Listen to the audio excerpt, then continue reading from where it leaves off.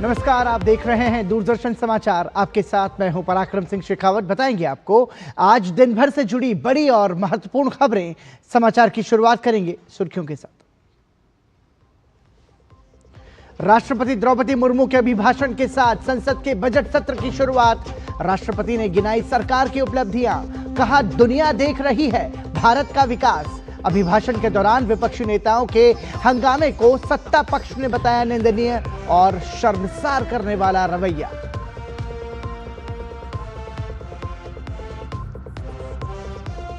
महाराष्ट्र में उप मुख्यमंत्री अजीत पवार के निधन पर 3 दिन के राजकीय शोक की घोषणा। प्रधानमंत्री ने कहा ग्रामीण विकास के मजबूत स्तंभ, अजीत दादा की क्षति अपूरणीय। शरद पवार ने विमान हादसे का राजनीतिकरण नहीं करने की अपील की।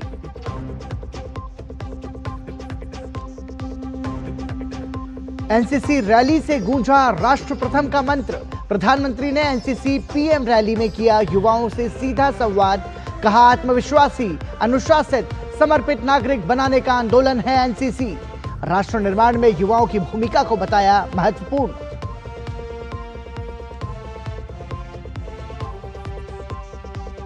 प्रधानमंत्री नरेंद्र मोदी ने विंग इंडिया समिट को वर्चुअल माध्यम से किया संबोधित। कहा पूरे एविएशन सेक्टर में हुए ऐतिहासिक परिवर्तन। दुनिया के तीसरा बड़े घरेलू एविएशन मार्केट में बने भारत में अगला युग आकांक्षाओं से भरा।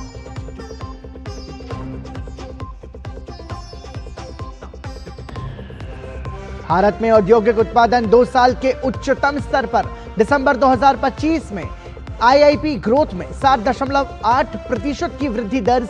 मैन्युफैक्चरिंग ग्रोथ का सबसे बड़ा आधार बना मैन्युफैक्चरिंग सेक्टर।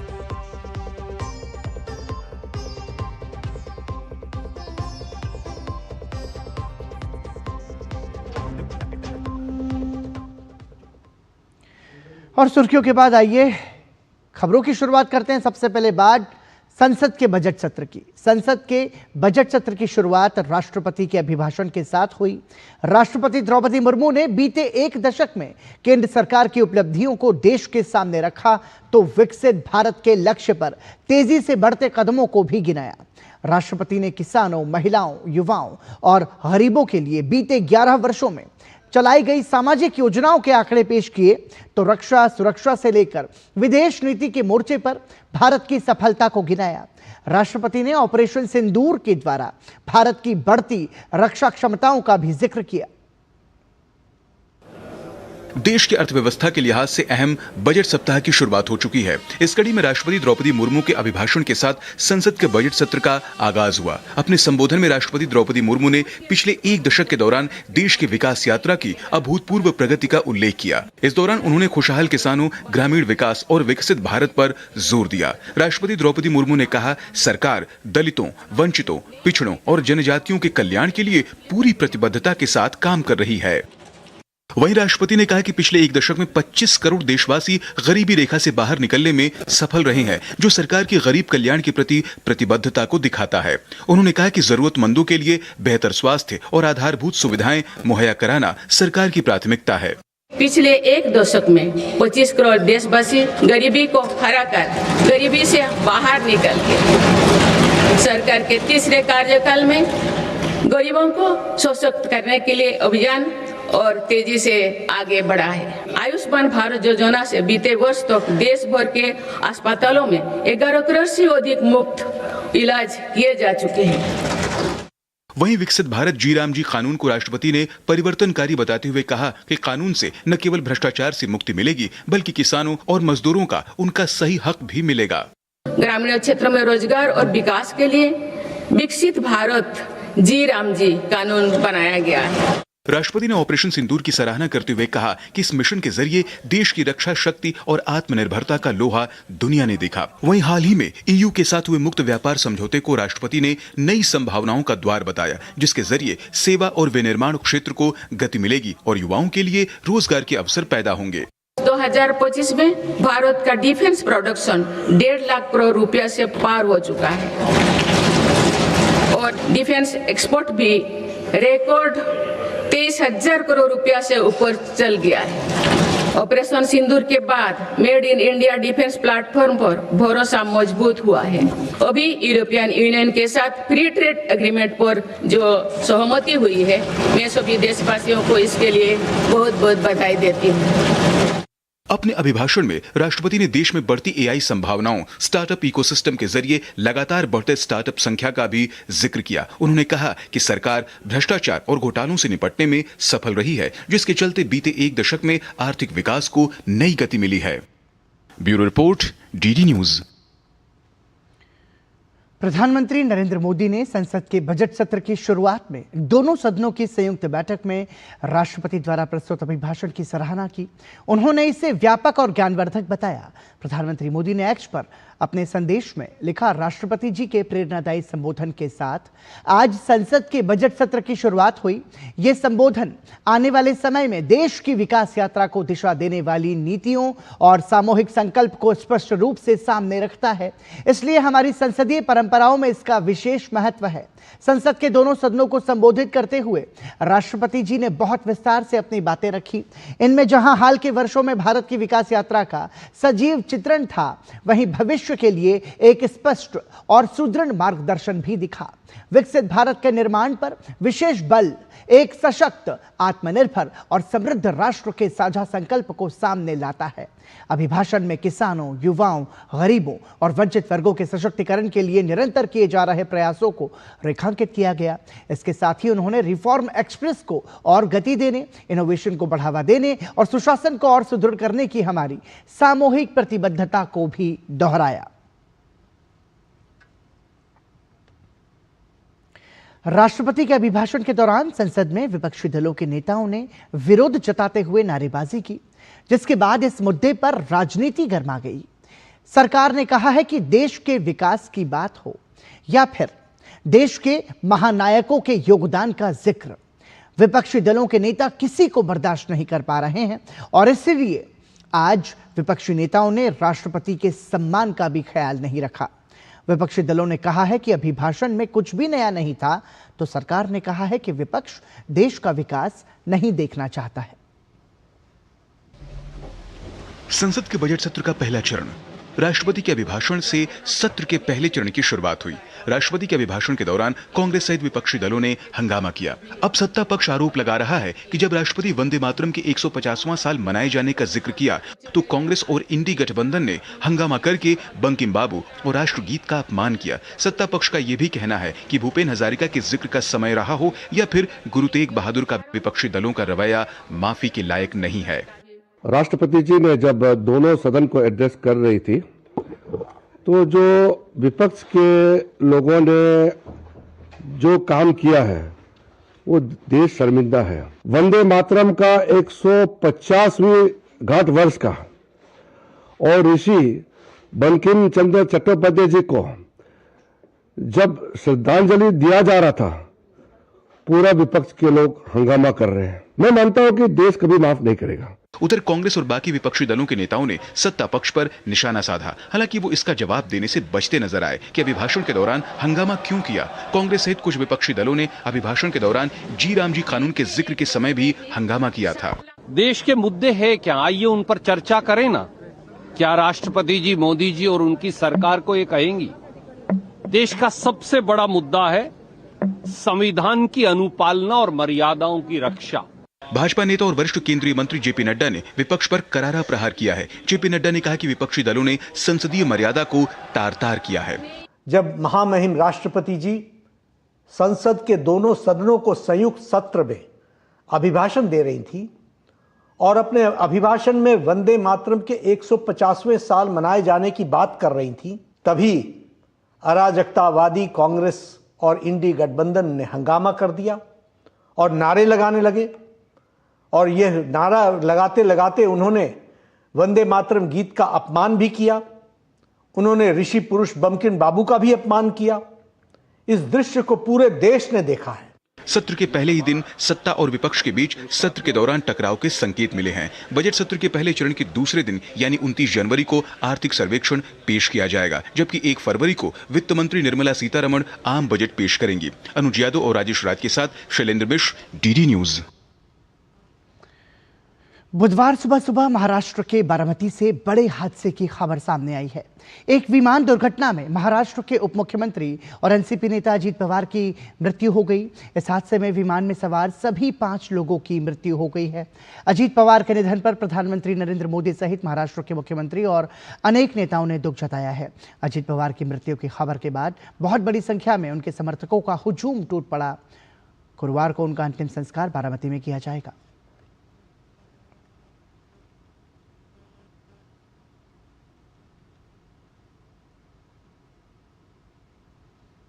ये तस्वीरें आप देख रहे हैं अजीत दादा पवार की। प्रधानमंत्री नरेंद्र मोदी ने अजीत पवार की निधन पर शोक व्यक्त किया। अजीत यानी जिसे कोई न जीत सके, लेकिन 28 जनवरी की सुबह करीब 9 बजे महाराष्ट्र के कद्दावर नेता और deputy CM Ajit Pawar plane crash में अपनी जिंदगी हार गए। दरअसल अजीत पवार बुधवार को एक जनसभा में शामिल होने के लिए मुंबई से बारामती जा रहे थे। इसी दौरान उनका विमान बारामती के पास लैंडिंग के समय दुर्घटनाग्रस्त हो गया। इस हादसे में अजीत पवार समेत 5 लोगों की मौत हो गई। बारामती रनवे पर लैंड करने की कोशिश के दौरान विमान तकनीकी खराबी का शिकार हो गया। वो रनवे पर उतरने की बजाय पास के एक खेत में जा गिरा। जमीन से टकराते ही विमान के परखच्चे उड़ गए और विमान आग के गोले में तब्दील हो गया।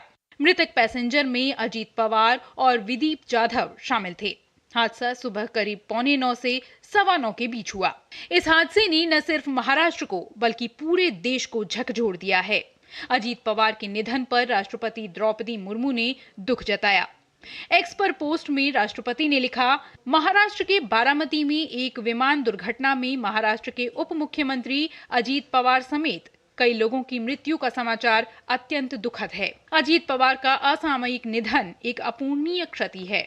उन्हें महाराष्ट्र के विकास में, विशेषकर सहकारी क्षेत्र में विशेष योगदान के लिए सदैव याद रखा जाएगा। मैं उनके परिवार, समर्थकों और प्रशंसकों के प्रति गहन शोक संवेदना व्यक्त करती हूँ। ईश्वर इस दुर्घटना में मारे गए अन्य सभी लोगों के परिवारों को भी इस आघात को सहन करने की शक्ति प्रदान करें। प्रधानमंत्री नरेंद्र मोदी ने भी अजीत पवार के निधन पर गहरा दुख जताया। इस दुर्घटना ने महाराष्ट्र के उप मुख्यमंत्री अजीत पवार जी और कुछ साथियों को हमसे छीन लिया है। गांवों के जीवन को बेहतर बनाने के लिए उन्होंने हमेशा आगे बढ़कर काम किया। मैं अजीत पवार जी के परिवार के प्रति संवेदना व्यक्त करता हूं। महाराष्ट्र के मुख्यमंत्री देवेंद्र फडणवीस ने अजीत पवार के निधन को निजी क्षति बताते हुए राज्य में 3 दिन का शोक घोषित किया। साथ ही एनडीए नेताओं ने भी दुख व्यक्त किया। हम सभी के लिए इस प्रकार के जननेता को खोना एक अपरिमित इस प्रकार की हानि है। व्यक्तिगत मेरे लिए वो एक बहुत ही दमदार और दिलदार इस प्रकार के मित्र थे। उनका जाना सिर्फ महाराष्ट्र के लिए ही नहीं, देश की राजनीति के लिए एक बहुत बड़ी क्षति है। मैं अपनी तरफ से, अपनी पार्टी की तरफ से मैं उनको श्रद्धांजलि देता हूं। इस तरह से अचानक चले जाना, अभी इतनी बड़ी विजय हुई थी विधानसभा निकाय चुनाव में, ये बहुत पीड़ादायक है। वहीं विपक्ष के नेताओं ने अजीत पवार के निधन पर शोक जताते हुए हादसे की जांच की मांग की है। ये हम लोगों के लिए बहुत ही बड़ा झटका है, लेकिन ये हादसा हुआ क्यों, ये डीजीसीए को इसकी पूरी जांच करना चाहिए। पवार परिवार के लिए बहुत दुखद घड़ी है। इस समय मैं यही प्रार्थना कर सकता हूं प्रभु से, भगवान से, कि ये जो दुख आया है इसकी सहन करने की शक्ति मिले। बहुत राजनीति उनके अंदर बची हुई थी और ये पूरा का पूरा जो आज हुआ है वो असहज करता है। उनके समर्थकों को, उनके परिवार वालों को ईश्वर अत्यधिक शक्ति दे, इसे स्वीकार कर। अजीत पवार सख्त फैसले लेने के लिए जाने जाते थे। उन्होंने अपनी तेज तर्रार कार्यशैली से महाराष्ट्र की राजनीति को नई दिशा दी। महाराष्ट्र के विकास और जनसेवा के प्रति उनका समर्पण हमेशा याद रखा जाएगा। Bureau report, DD news. Maharashtra के उप मुख्यमंत्री अजित पवार के निधन पर एनसीपी के प्रमुख और उनके चाचा शरद पवार ने गहरा दुख जताया है। उन्होंने इस घटना को पूरी तरह एक हादसा बताते हुए इसमें राजनीति न लाने की अपील की है। उन्होंने इसमें किसी तरह की साजिश से इनकार किया है।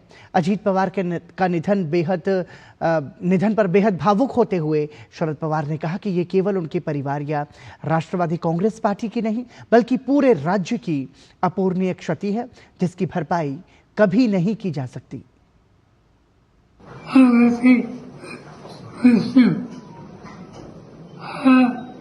हर रस्त्याला एक प्रचंड असा धक्का आहे। एक कर्तृत्वान नेण्याची शक्ती ज्यांच्यात आहे अशा व्यक्तीला महाराष्ट्र आज मुक्ता हे काही नुकसान झालं ते भरून निघणार नाही।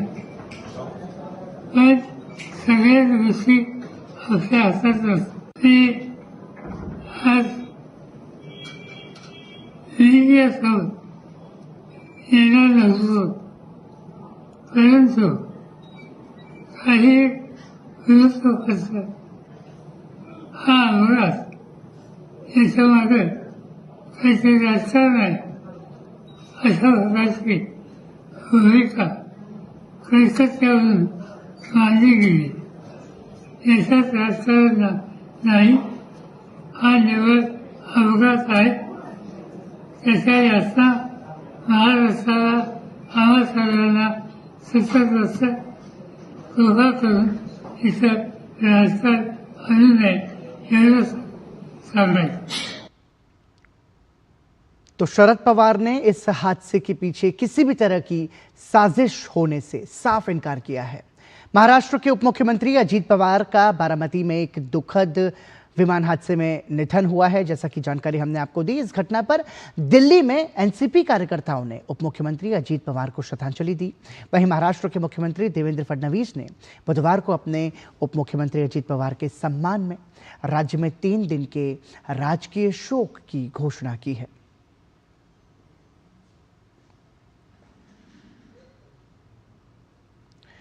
भारतीय वायुसेना ने लोहेगांव वायु सेना स्टेशन से जरूरी तकनीकी उपकरणों के साथ वायु यातायात नियंत्रण कर्मियों की एक टीम को तैनात कर दिया है।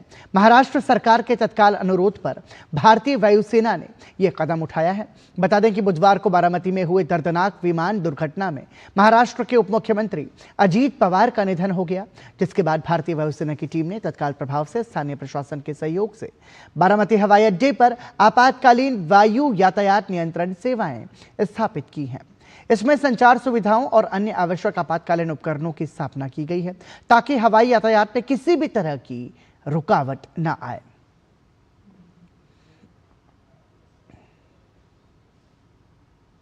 प्रधानमंत्री नरेंद्र मोदी ने बुधवार को लोक कल्याण मार्ग पर अपने निवास पर इंडिया एनर्जी वीक 2026 के तहत ग्लोबल एनर्जी सेक्टर के सीईओ से बातचीत की।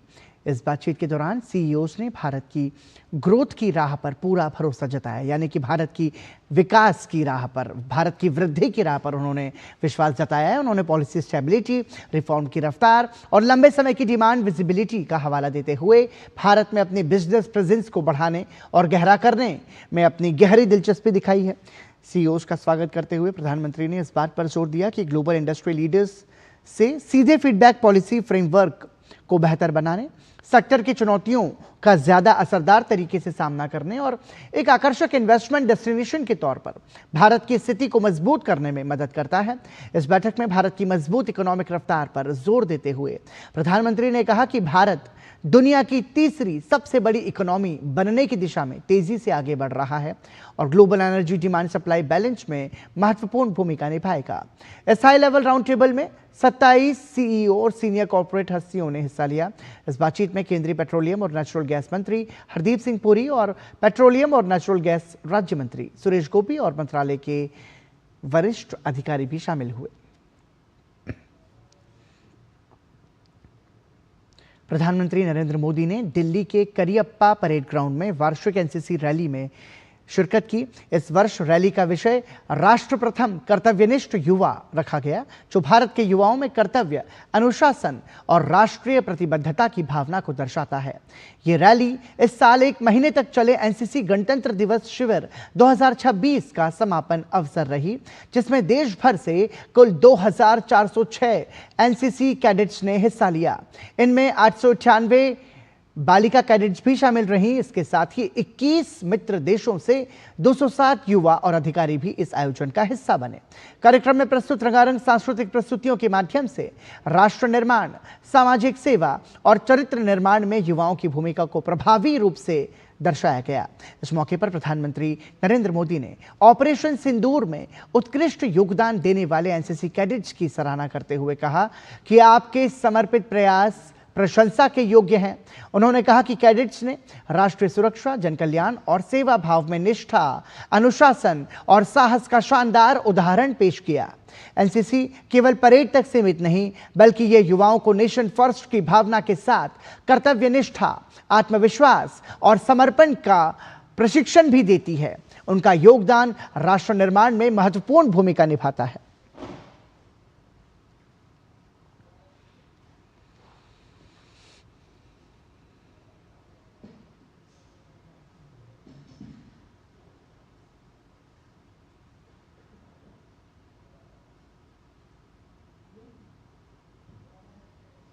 आपने यहां ऑपरेशन सिंदूर पर शानदार झांकी निकाली है।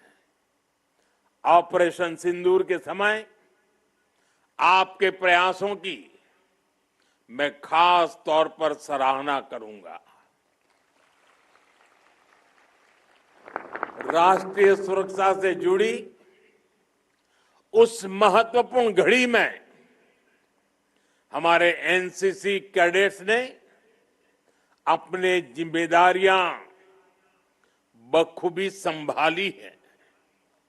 किसी ने हमारी सेनाओं की तैयारियों में सहयोग दिया, किसी ने ब्लड डोनेशन कैंप लगाए, किसी ने फर्स्ट एड कैंप्स के माध्यम से सेवा की। आपने यह दिखा दिया कि एनसीसी में परेड ग्राउंड की ट्रेनिंग के साथ ही नेशन फर्स्ट के विचार प्रवाह की भी ट्रेनिंग होती है। एनसीसी से मिली यही देशभक्ति है, यही वो लीडरशिप है जो मुश्किल समय में देश के प्रति पूरी शक्ति से काम करने की प्रेरणा देती है। एनसीसी की प्रधानमंत्री रैली में प्रधानमंत्री नरेंद्र मोदी ने सर्वश्रेष्ठ निदेशालय और सर्वश्रेष्ठ कैडेट्स को पुरस्कृत किया। कितने उत्साहित दिखाई दिए ये कैडेट्स, इस पर खास बातचीत की हमारे संवाददाता गिरीश निशाना ने। नरेंद्र मोदी ने सर्वश्रेष्ठ निदेशालय का खिताब कर्नाटक और गोवा निदेशालय को दिया। कैसा लगा श्लोक डी सनील? सर बहुत अच्छा लग रहा है सर, पहला है हम। कितनी मेहनत की थी आपने यहाँ के लिए? बहुत मेहनत की थी सर, अभी इसका फल मिल गया हमको। आपको आज बैनर रिसीव करने का मौका मिला, कितनी खुशी है? सर बहुत खुशी है सर, बहुत मेहनत करी है, इसलिए बैनर उठाने के लिए बहुत खुश आ रहा है सर। उप विजेता की ट्रॉफी पंजाब, हरियाणा, हिमाचल प्रदेश और चंडीगढ़ निदेशालय को गई। क्या कहेंगे करण सिंह सवाल? मैं बहुत खुश हूँ कि मेरे को ये ट्रॉफी पीएम सर के अपने हाथों से मिली है एंड मैं थैंक्स करता हूँ हमारे CO sir and ADG sir को, जिन्होंने मुझे इस ट्रॉफी के लिए चुना। एंड मैं बहुत खुश हूँ और मैं अपने सभी साथी को धन्यवाद करना चाहता हूँ, जिन्होंने पूरे साल हमारे अपनी मेहनत देके हमें इस हमारे डायरेक्टरेट को सेकंड पोजीशन पे लाए। नेवल विंग का सर्वश्रेष्ठ कैडेट का खिताब गया कैडेट तनिष बजाज को। Last year I tried for this event but I was rejected. So मैंने सीखा कि कभी हार नहीं मारनी चाहिए, जब आप जितना नीचे गिरोगे उतना आप ऊपर जाओगे। एंड राजपूताना राइफल का एक कोट है जिसको मैं हमेशा से मानता आया हूँ, कायर भोगे दुख सदा, वीर भोगे वसुंधरा। जूनियर डिवीजन में हर्ष अशोक बागड़ा को पीएम से अवार्ड मिला, कैसे लगा? सर बहुत अच्छा लग रहा है सर, वो मेहनत का आज आखिरी फल मिल गया, क्योंकि पिछले साल तक हम ये सोचते थे, बैठ के टीवी में अपने सीनियर्स को देखते थे अवार्ड जीतते वक्त, लेकिन आज खुद यहाँ पे बैठ के हाथ में बैटन लेके खड़े हैं हम, तो बहुत गर्व की फीलिंग है सर। बहुत ग्रेटफुल है जिन जिन ने हेल्प किया है, हमारे ऑफिसर्स, हमारे जेसीओज, हमारे जितने भी जीसीएस ने हमें ट्रेन किया है, फैमिली को ग्रेटफुल है। लेकिन अल्टीमेटली ये एक माइलस्टोन जो हमें और फ्यूचर में इंस्पायर करेगा एयरफोर्स में फाइटर पायलट बनने के लिए, जो कि अल्टीमेट एम है सर, और at last air chief marshal बनना है सर। नेवल विंग गर्ल्स के अंदर कैडेट महक ठाकुर का अवार्ड मिला। यहाँ पर पंजाब, हरियाणा, हिमाचल प्रदेश और चंडीगढ़ डायरेक्ट को रिप्रेजेंट कर रही हूँ, और हमारा जो लास्ट बेटन है, जो फर्स्ट AIBC बनी थी नेवल SW, वो 2020 में बनी थी, और उसके बाद 5 साल बाद आज मैं बनी हूँ, तो एक बहुत ही अमेजिंग फीलिंग है, तो बहुत ही सरियल फीलिंग है PM मोदी से प्राइज लेने की। एयर विंग के कैडेट अमन कुमार को सम्मान मिला बेस्ट कैडेट का। कि ये जो सम्मान मिला है ये जाकर बहुत अच्छा लग रहा है, क्योंकि आपने 6-7 महीने इस चीज़ पर मेहनत की, और जब लास्ट में आपको इसका रिजल्ट दिखे, वो भी देश के सबसे पावरफुल आदमी के हाथों से, तो ये काफ़ी अंदर ही अंदर बहुत अच्छी फीलिंग है। और शायद मुझे ही बहुत गर्व महसूस नहीं हो रहा है, साथ में जितने ऑफिसर्स ने मेरे पीछे मेहनत की है, जितने PI स्टाफ ने मुझे ट्रेन करके यहाँ भेजा है, उन सबको आज मुझे देखकर बहुत गर्व महसूस हो रहा होगा। आर्मी से कैडेट विशाल सिंह को मिला, तो इससे जो मेरे जूनियर्स और जो मेरे सहभागी हैं उनको बहुत मोटिवेशन मिलेगा कि वो भी ये ऐसे बड़े काम कर सकते हैं और इससे भी बड़े काम कर सकते हैं। मैं अपने सारे मेंटर्स, अपने सारे ऑफिसर्स और अपने सारे स्टाफ को धन्यवाद बोलना चाहता हूँ। जो हम आज हैं सब उन्हीं की वजह से हैं। Thank you. कहीं कैडेट काफी उत्साहित इसलिए हैं क्योंकि प्रधानमंत्री नरेंद्र मोदी से इन्हें पुरस्कार मिला है। कैमरामैन सुनील राणा के साथ गिरीश निशाना, DD न्यूज, दिल्ली। एनसीसी की प्रधानमंत्री रैली में 200 पूर्व एनसीसी कैडेट्स को भी आमंत्रित किया गया। प्रधानमंत्री नरेंद्र मोदी के संबोधन से कितने उत्साहित दिखाई दिए ये पूर्व कैडेट्स, इस पर खास बातचीत की हमारे संवाददाता गिरीश निशाना ने। एनसीसी की प्रधानमंत्री रैली में 200 पूर्व एनसीसी कैडेटों को भी आमंत्रित किया गया। करीब 25 से 30 साल बाद फिर से एनसीसी कैडेट इस मैदान में पहुंचे। बात करते हैं, कैसा लगा आज? बहुत ही बढ़िया लग रहा है। मैं कहना चाहूंगी, जहां है योग रूपी धन, मैं उस भारत की बेटी हूँ, जो कुचले शत्रुओं का फन, मैं उस भारत की बेटी हूँ, जहाँ खोकर भी लाली मांग की माँ लाल से कह दे, करो माटी पे अर्पण तन, मैं उस भारत की बेटी हूँ। Once a cadet always the cadet. और यहाँ पर वाकई प्रधानमंत्री जी का जो हमने भाषण सुना, सभी युवाओं को मिलजुल के जैसे एक भारत को पूरे विश्व में जो नाम रोशन करना है, हम उनके साथ हैं। एनसीसी ही आज देश की शान और पहचान बन चुकी है। मेरे लाइफ का जो पहला जॉब था वो एनसीसी की वजह से मिला। हम एक कैडेट हैं, जो भूतपूर्व कैडेट है, हमारे में भी वही जज्बा है। मुझे लगता है मेरे साथ हर एक्स कैडेट जो यहाँ पर है, उनके मन में यही भावना होगी कि राष्ट्र निर्माण के लिए हम एक साथ हैं। 17 साल के बाद फिर से मैं यहाँ पे आया हूँ, तो वो 17 साल की पहले की जो मेरी यादें हैं वो ताजी हो गई है, और ऐसा लग रहा है कि पूरा भारत एक जगह पे एक साथ जुट के पूरे भारत के विकसित भारत के लिए वो प्रयास कर रहा है। बहुत अच्छा लगा हमें, फिर से एनसीसी ज्वाइन करने का मन कर रहे हैं। एनसीसी ज्वाइन किया था स्किल डेवलपमेंट के लिए। आजकल NCC has become a way of life. आज भी देश के हम क्या कर सकते हैं, कितना कर सकते हैं, एक ऐसे एक गंभीर रूप में मन के एक उत्पादन फील हो रही है। प्रधानमंत्री जी की जो आज का जो संबोधन, युवाओं को आगे ले जाना, ये बहुत बड़ी बात है। युवाओं पे जिम्मेदारी दी है आज प्रधानमंत्री जी ने, वो बहुत अच्छी बात रही। माननीय प्रधानमंत्री नरेंद्र मोदी जी द्वारा जो बात कही गई हमारे लोकतंत्र के संस्कार के लिए, वो सबसे महत्वपूर्ण है, क्योंकि आज हमारे देश के युवा किसी भी देश विदेश में जहाँ भी जाते हैं अपने संस्कारों की छवि छोड़ के आते हैं। प्रधानमंत्री जी ने युवाओं से आग्रह किया कि भारत को समृद्ध भारत और विकसित भारत बनाने में उनका योगदान है, और एनसीसी के जो छात्र हैं वो इस योगदान को करने के लिए, इस क्षेत्र में अपना योगदान देने के लिए आगे आ रहे हैं। एनसीसी एक माध्यम बन गया है कि जिससे हम युवाओं का जो एनर्जी है उसको बेटर वे में चैनलाइज कर रहे हैं, उनको ट्रेन कर रहे हैं। प्रधानमंत्री जी को देख के ऐसा लगता है जैसे वो 75 साल के युवा हों। युवा प्रधानमंत्री जैसा भाव उनकी बातों के अंदर लगता है।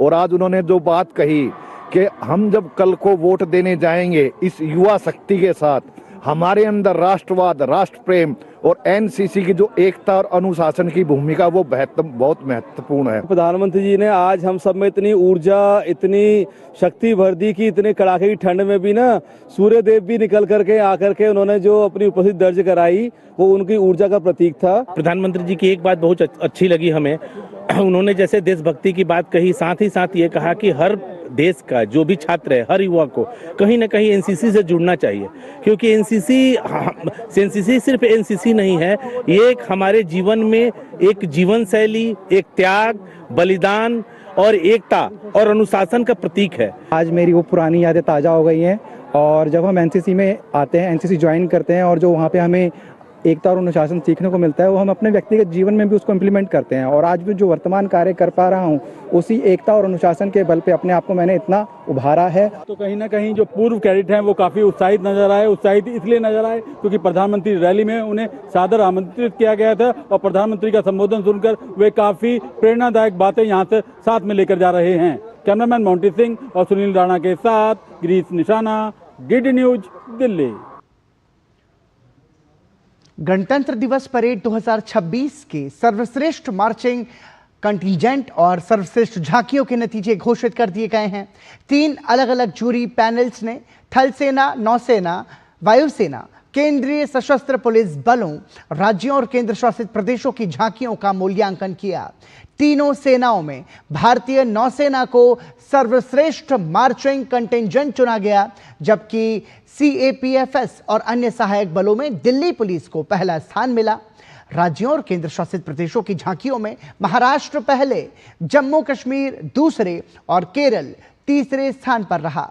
केंद्रीय मंत्रालय और विभागों की श्रेणी में संस्कृति मंत्रालय की झांकी वंदे मातरम, राष्ट्र की आत्मा की पुकार को सर्वश्रेष्ठ घोषित किया गया।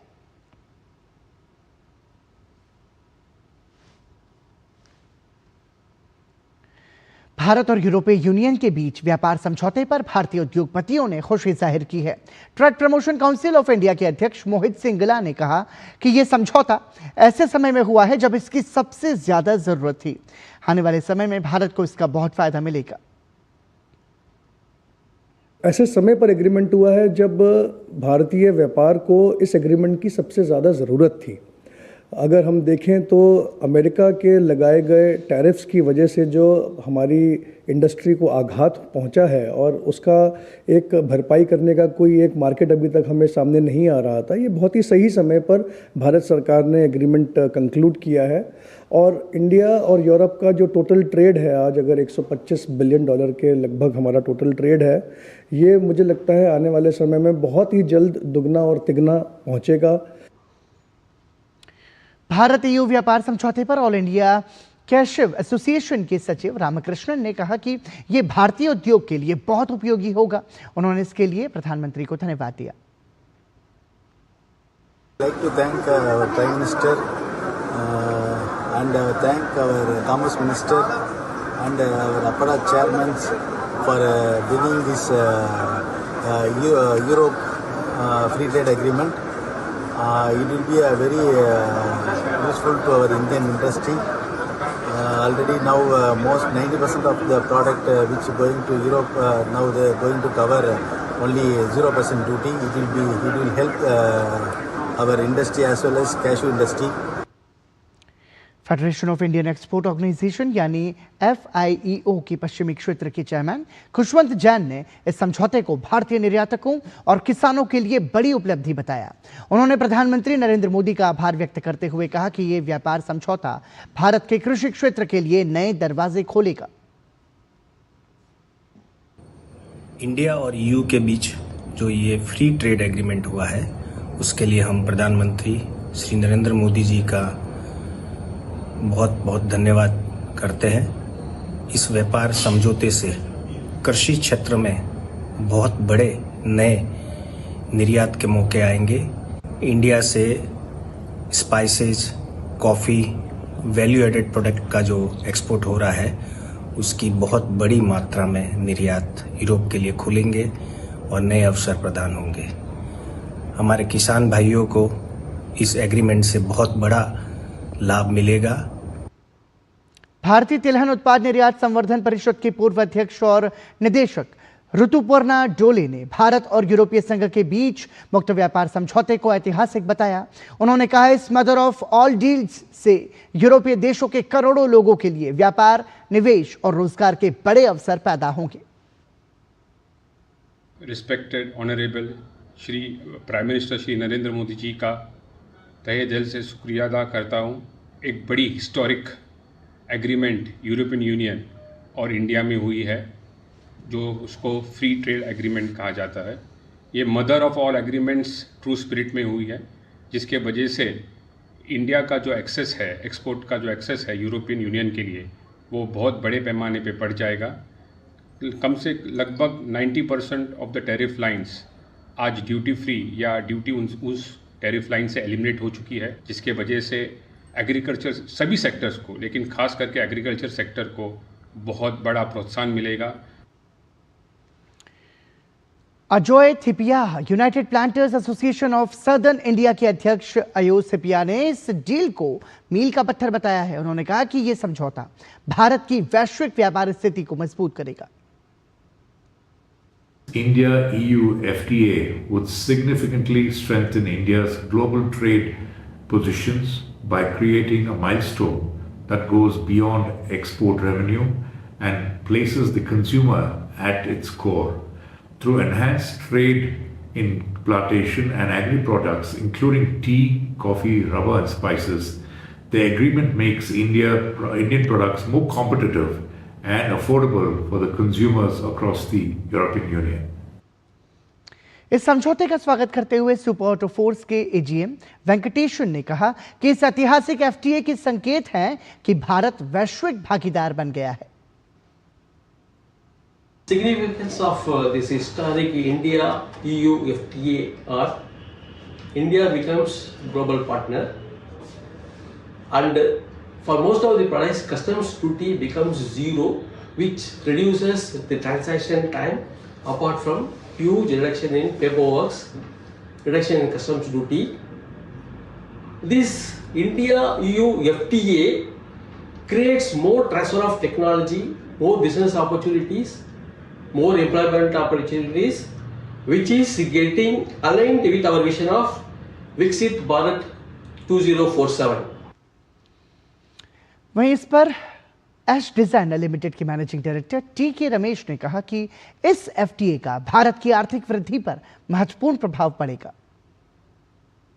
The India-EU trade agreement partnership that is being formalized in New Delhi now has a significant impact on India's economic growth.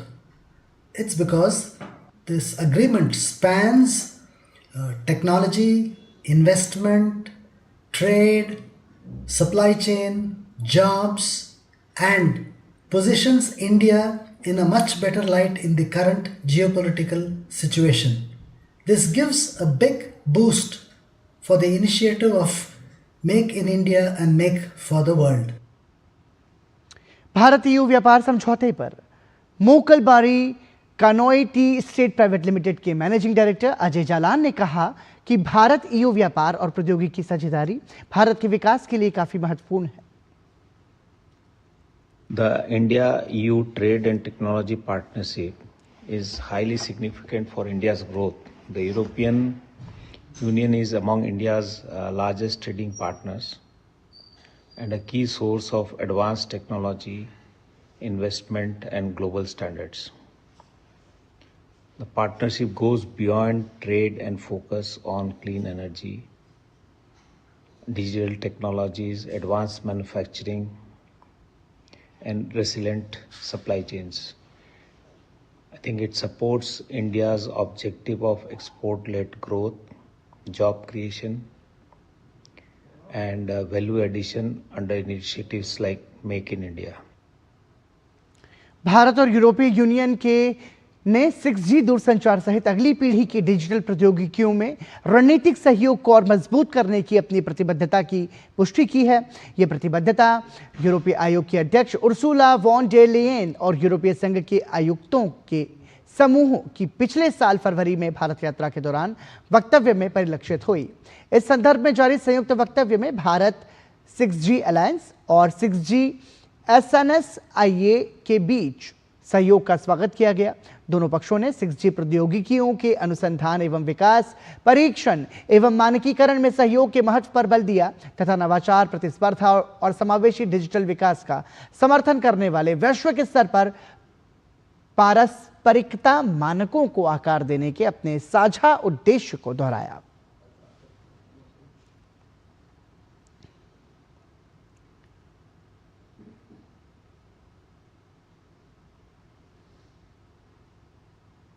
Bharat के औद्योगिक क्षेत्र से दिसंबर 2025 में उत्साहजनक संकेत मिले हैं।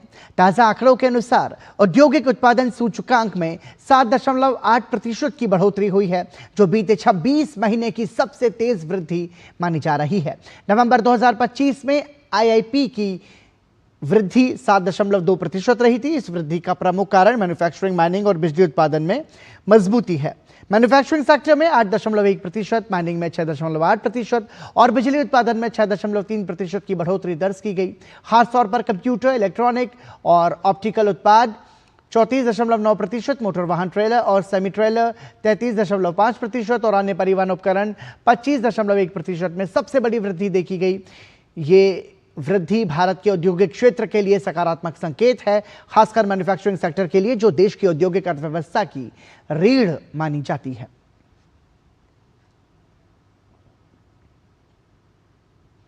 केंद्रीय विज्ञान और प्रौद्योगिकी और पृथ्वी विज्ञान मंत्री डॉक्टर जितेंद्र सिंह ने कहा है कि पर्यावरण से जुड़ी चुनौतियों से निपटने में आर्टिफिशियल इंटेलिजेंस महत्वपूर्ण भूमिका निभा सकता है। आज नई दिल्ली में आयोजित टेक्नोलॉजी एंड इनोवेशन कॉन्क्लेव को संबोधित करते हुए केंद्रीय मंत्री डॉक्टर जितेंद्र सिंह ने कहा कि जलवायु परिवर्तन जैसे चुनौतियों से निपटना केवल एक देश की जिम्मेदारी नहीं है, बल्कि सभी देशों को मिलकर इसका समाधान ढूंढना होगा। AI is in fact in many ways transformative as far as environment is concerned. Like for example, drones that we saw could be used for monitoring deforestation, could be used for spotting illegal logging or even predicting glacial melting. And therefore AI is being a tool in various other areas of science as well, including the life sciences. Our diagnosis has become much precise and much expedited. For example, if we had to wait for 3 days, 4 days for a culture to come to a diagnosis or result, we could now have it in a few minutes. The choice of drug to be used, and even in our drug trials, which are being conducted in the other wing of this ministry called the biotechnology, it has hastened. प्रधानमंत्री नरेंद्र मोदी ने इस साल के wing India summit को संबोधित करते हुए कहा कि पिछले एक दशक में भारत के पूरे एविएशन सेक्टर में एक ऐतिहासिक परिवर्तन हुआ है। उन्होंने कहा कि कभी भारत दुनिया के उन देशों में था जहां हवाई यात्रा एक एक्सक्लूसिव क्लब तक सीमित था, लेकिन आज स्थिति एकदम बदल गई है। प्रधानमंत्री ने कहा कि उड़ान क्षेत्र का अगला युग आकांक्षाओं से भरा हुआ है। एविएशन इंडस्ट्री का अगला युग बहुत एस्पिरेशंस से भरा हुआ है और भारत इसका एक बड़ा प्लेयर बनता जा रहा है। Aircraft manufacturing, pilot training, advance air mobility, aircraft leasing, ये ऐसे सेक्टर हैं जिन्हें लेकर भारत अनेक संभावनाओं के साथ आपके समक्ष उपस्थित है और इसलिए विंग्स इंडिया की ये समिट हम सभी के लिए इतनी अहम हो गई है। फ्रेंड्स, पिछले एक दशक में भारत के पूरे एविएशन सेक्टर में एक हिस्टोरिक ट्रांसफॉर्मेशन हुआ है। प्रधानमंत्री नरेंद्र मोदी ने आर्य वैद्यशाला चैरिटेबल अस्पताल के शताब्दी समारोह पर शुभकामनाएं दी हैं। उन्होंने इस अवसर पर आयुर्वेद की प्राचीन परंपरा को मजबूत करने, शुद्ध एवं वैज्ञानिक ढंग से उसके विकास को बढ़ावा देने तथा समाज के स्वास्थ्य कल्याण में योगदान देने के लिए संस्था की सराहना की। प्रधानमंत्री नरेंद्र मोदी ने आयुर्वेद को केंद्र सरकार द्वारा निरंतर बढ़ावा देने और इसे वैश्विक पहचान दिलाने की प्रतिबद्धता की बात को दोहराया। उन्होंने कहा कि यूरोपीय संघ के साथ हाल ही में हुए मुक्त व्यापार समझौते में आयुर्वेद के वैश्विक प्रचार प्रसार में महत्वपूर्ण भूमिका निभाएगा, ऐसा सुनिश्चित किया गया है। आयुर्वेद जैसी प्राचीन चिकित्सा पद्धति को प्रमोट करने के लिए सरकार हर बड़े मंच पर इसे गर्व से आगे रख रही है। आप सभी जानते हैं कि अभी यूरोपियन यूनियन के साथ ट्रेड एग्रीमेंट की ऐतिहासिक घोषणा हुई है। मुझे ये बताते हुए खुशी है कि ये trade agreement Indian traditional medicine services और प्रैक्टिशनर्स को एक बड़ा बूस्ट देगा। ईयू मेंबर स्टेट्स में जहां रेगुलेशंस मौजूद नहीं हैं, वहां हमारे आयुष प्रैक्टिशनर्स भारत में हासिल की गई अपनी प्रोफेशनल क्वालिफिकेशन के आधार पर अपनी सर्विसेज प्रदान कर सकेंगे। इसका बहुत बड़ा लाभ आयुर्वेद और योग से जुड़े हमारे युवाओं को होगा। इस एग्रीमेंट से यूरोप में आयुष वेलनेस सेंटर्स की स्थापना में भी मदद मिलेगी। विदेश मंत्री डॉक्टर एस जयशंकर ने बुधवार को उज्बेकिस्तान के विदेश मंत्री बख्तियार सैदोव से मुलाकात की। इस दौरान दोनों देशों के नेताओं के बीच द्विपक्षीय संबंधों को मजबूत बनाने को लेकर चर्चा हुई। डॉक्टर एस जयशंकर ने सोशल मीडिया प्लेटफॉर्म एक्स पर मुलाकात की जानकारी साझा करते हुए अपने संदेश में लिखा, आज उज्बेकिस्तान के विदेश मंत्री सैदोव से अच्छी बातचीत हुई। हमने द्विपक्षीय सहयोग के विभिन्न पहलुओं की समीक्षा की। हमें विश्वास है कि हमारे संबंधों में सकारात्मक गति आगे भी बनी रहेगी। भाजपा ने कर्नाटक की कांग्रेस सरकार पर लोक भवन में जासूसी करने का आरोप लगाया। भाजपा ने यह आरोप तब लगाया जब कानून मंत्री एच.के. पाटिल ने कहा कि राज्यपाल थावरचंद गहलोत को दिल्ली से फोन पर निर्देश मिल रहे थे। राज्यपाल के अभिभाषण पर धन्यवाद प्रस्ताव पर चर्चा के दौरान यह मुद्दा विधानसभा में उठा। कानून मंत्री पाटिल ने कहा, हमें इस बारे में बात करनी होगी कि दिल्ली से फोन कैसे आते हैं और राज्यपाल को यहां से जाने के लिए कैसे कहा जाता है। इस पर भाजपा ने हमला बोलते हुए कहा कि क्या सरकार फोन टैप कर रही है। भाजपा के सुरेश कुमार ने पूछा कि क्या लोक भवन का फोन टैप किया जा रहा है। कानून मंत्री ने पहले भी ऐसा कहा है, उन्हें इसका जवाब देना चाहिए।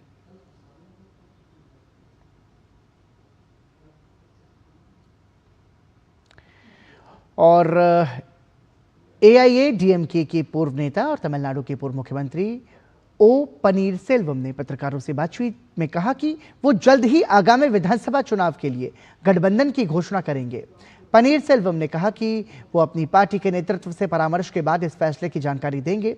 सूत्रों के अनुसार ओ पनीरसेल्वम को एनडीए गठबंधन में शामिल होने के लिए संपर्क किया गया है। एएमएम के प्रमुख टीटीवी दिनाकरन ओपीएस को गठबंधन में लाने के लिए मध्यस्थ की भूमिका निभा रहे हैं। ईपीएस ने 23 जनवरी को टीटीवी दिनाकरन का गठबंधन में स्वागत किया था। टीटीवी की एएमएमके भी एआईएडीएमके से अलग होकर बनी पार्टी है।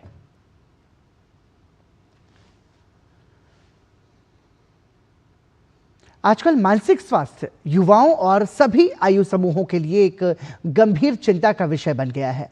इसी संदर्भ में योगदा सत्संग सोसाइटी ऑफ इंडिया के स्वामी आद्यानंद गिरी जी ने कृष्ण योग के माध्यम से तनाव, चिंता और सफलता प्राप्ति विषय पर एक विशेष सत्र का आयोजन किया। यह सत्र विद्यार्थियों द्वारा आयोजित किया गया, जिसका मुख्य उद्देश्य दैनिक जीवन में तनाव और चिंता को प्रभावी ढंग से कम करने और व्यवहारिक तकनीकों के बारे में जागरूकता फैलाना था।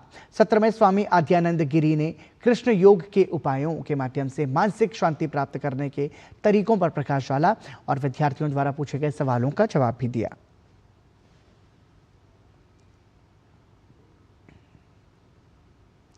नई दिल्ली के भारत मंडपम में पंचायती राज, शिक्षा और जनजातीय मामलों कि मंत्रालय की संयुक्त पहल से एक राष्ट्रीय पुरस्कार का आयोजन किया गया।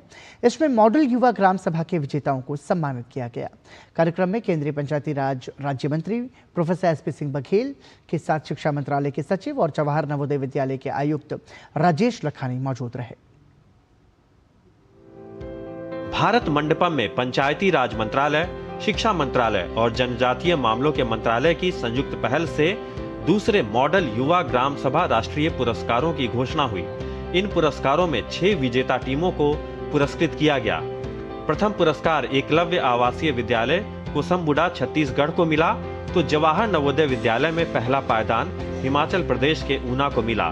दूसरे पायदान पर एकलव्य विद्यालय ओडिशा हिरोली और नवोदय विद्यालय केरल कन्नूर, तो वहीं तीसरे स्थान पर एकलव्य विद्यालय जबलपुर मध्य प्रदेश और नवोदय विद्यालय उखरुल मणिपुर को मिला। पुरस्कार विजेताओं में पहला पायदान पाए विद्यालय को 1 करोड़, दूसरे को 75 लाख और तीसरे पायदान पाने वाले को 50 लाख रुपए की राशि दी गई। पंचायती राज विभाग, भारत सरकार, स्कूली शिक्षा विभाग एवं ट्राइबल वेलफेयर डिपार्टमेंट के द्वारा आदर्श ग्राम सभा के छात्र छात्राओं को ऐसे तीनों विभागों ने मॉक ग्राम सभा को चलवाया, जिसमें इसका मुख्य उद्देश्य प्रधानमंत्री चाहते हैं कि एक नर्सरी तैयार हो जो भविष्य की लीडरशिप में काम आए और डेमोक्रेसी ग्राम सभा स्तर पर मजबूत हो। कर्नाटक और महाराष्ट्र को और शामिल किया गया है और भी जो जवाहर नवोदय विद्यालय और कस्तूरबा गांधी विद्यालय बचे हैं उनमें भी ये कार्यक्रम जारी रहेगा। मॉडल युवा ग्राम सभा में 619 जवाहर नवोदय विद्यालयों और 200 एकलव्य मॉडल आवासीय विद्यालयों के 28,000 से अधिक छात्रों ने हिस्सा लिया। ग्राम पंचायत में छात्रों की भागीदारी, उनकी रुचि और ग्राम सभा की चुनौतियों को दूर करने की उनकी जिज्ञासा के आधार पर दिया गया। इससे हमारे अंदर एक तो लीडरशिप की क्वालिटी डेवलप हुई है, लीडरशिप की क्वालिटी, और उसके साथ हमें ये पता लगा अवेयरनेस जो हमारे इंडिया में, हमारे देश में इस टाइम क्या चल रहा है, करंट सिचुएशन क्या है हमारे देश की, हमें ये पता लगा। और इससे हमारे अंदर मैनेजमेंट स्किल्स की, कोई भी अगर हमारे सामने प्रॉब्लम आ रही है तो उसको हम कैसे मैनेज करें, कितना पोलाइटली हम उसका आंसर करें, जितनी भी प्रॉब्लम्स हैं उनको हम कैसे पूरा अवेयरनेस के साथ हम अपने आप को कैसे प्रस्तुत करें। भारत में लोकतंत्र की जड़ों को मजबूत करने की यह संयुक्त पहल है।